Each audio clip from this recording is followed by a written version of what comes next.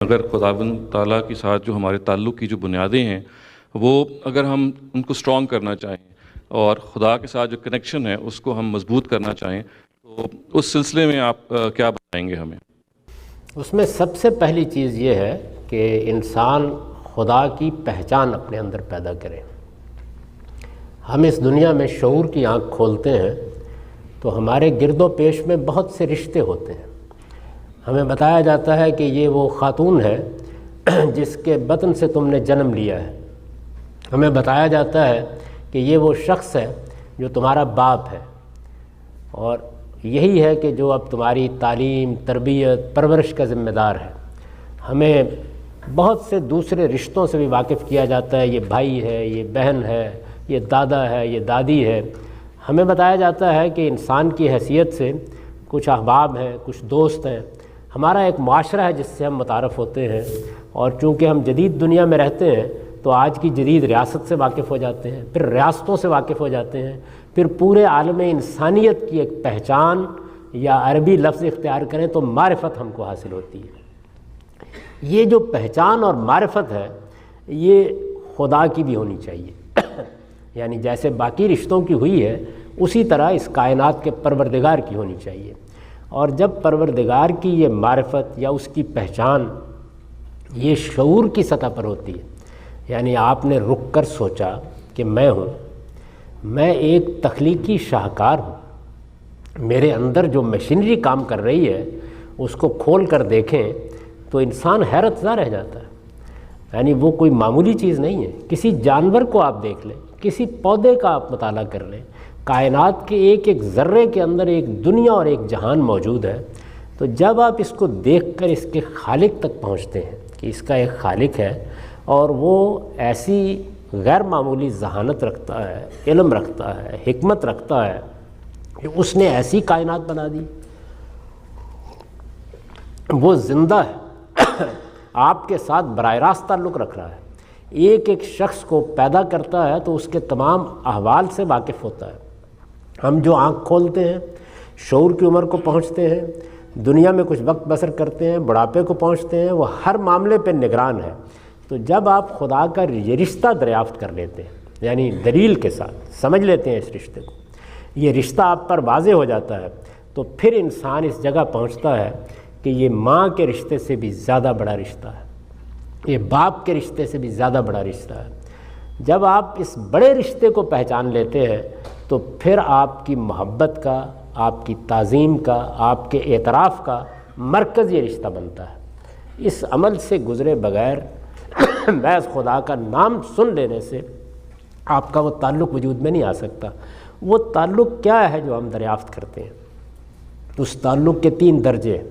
پہلے مرحلے میں وہ ایک علمی تعلق ہوتا ہے کہ ہم مخلوق ہیں، وہ ہمارا خالق ہے۔ اس کے بعد ہمیں محسوس ہوتا ہے کہ وہ صرف خالق نہیں ہے، خلق کر کے کہیں سو نہیں گیا، وہ اس پورے کائنات کے نظام کو چلا رہا ہے، اس کی حکومت قائم ہے، سیارے اور ستارے یہ اس کے حکم سے گردش کر رہے ہیں۔ جب یہ حقیقت بھی شعوری طور پر معلوم ہو جاتی ہے تو ہمارا ایک اور رشتہ اس کے ساتھ استوار ہوتا ہے، اور وہ رشتہ کیا ہے؟ وہ اطاعت کا رشتہ ہے۔ وہ بادشاہ ہے، وہ اس کائنات کا نظم چلا رہا ہے، میری جان اور میرے اعزاء و اقربا کی جان سب اس کے ہاتھ میں ہے، زندگی وہ دیتا ہے، موت اس کی طرف سے آتی ہے، وہ حکم دے گا تو میں اس کے سامنے سر تسلیم خم کروں گا۔ تو میرا ایک تعلق خدا کے ساتھ پیدا ہوتا ہے۔ پھر میں اس سے آگے بڑھتا ہوں تو معلوم ہوتا ہے کہ وہ اس کائنات کا خالق ہی نہیں ہے، وہ اس کائنات کا بادشاہ ہی نہیں ہے، بلکہ وہ میری ساری محبتوں کا بھی سرچشمہ ہے۔ وہی ہے کہ جس سے مجھے حقیقی شفقت میسر آ سکتی ہے۔ سارے رشتے کسی نہ کسی درجے میں اپنے مفاد پر قائم ہیں، وہ ان سے بالاتر رشتہ ہے۔ تو اس سے معبود کا تصور پیدا ہوتا ہے۔ میں اس سے دعا کرتا ہوں، میں اس کو مانتا ہوں، میں اس کو پوچھتا ہوں، میں اس کے سامنے اپنا سر نیاز جھکاتا ہوں۔ آپ دیکھیے کہ قرآن مجید نے اس سارے تصور کو جب بیان کیا ہے تو ایک جملے میں بیان کرتی ہے۔ آپ بہت چھوٹی سی قرآن کی سورہ ہے، آخری سورہ ہے، قل اعوذ برب الفلق من شر ما خلق کے بعد آتی ہے، وہ کیا ہے؟ اعوذ برب الناس، ملک الناس، الہ الناس، یعنی وہ خالق ہے، اس نے مجھے بنایا ہے۔ سب سے پہلے انسان اس کا اعتراف کرتا ہے اس کی بادشاہی کائنات پر قائم ہے، وہ زمین و آسمان کا انسانوں کا بادشاہ ہے، وہ الہ الناس ہے، وہ انسانوں کا معبود ہے۔ ان تینوں چیزوں کو سامنے رکھ کر جو میرا تعلق میرے پروردگار سے پیدا ہوتا ہے، اس کی پہلی چیز پرستش، میں اپنا سر اس کے سامنے جھکا دیتا ہوں۔ اس کے بعد اطاعت ہے، میں اس کا حکم جب مجھ کو پہنچ جاتا ہے، میرا اطمینان ہو جاتا ہے کہ اس کا حکم ہے، میں اس کے سامنے سر جھکا دیتا ہوں۔ اور اس کا آخری درجہ کیا ہے؟ اس کو اگر کسی وقت مجھ سے کوئی مطالبہ کرنا ہے تو میں اس پر لبیک کہتے ہوئے حاضر ہو جاتا ہوں۔ تو یہ اصل میں وہ تعلق ہے جو اس وقت تک وجود میں نہیں آ سکتا جب تک ہم اپنے تصورات کو اس شعوری عمل سے نہ گزاریں، یعنی سمجھنے کا عمل، پہچاننے کا عمل، خالق کی حیثیت سے پہچاننے کا عمل، بادشاہ کائنات کی حیثیت سے پہچاننے کا عمل، اپنے معبود کی حیثیت سے پہچاننے کا عمل۔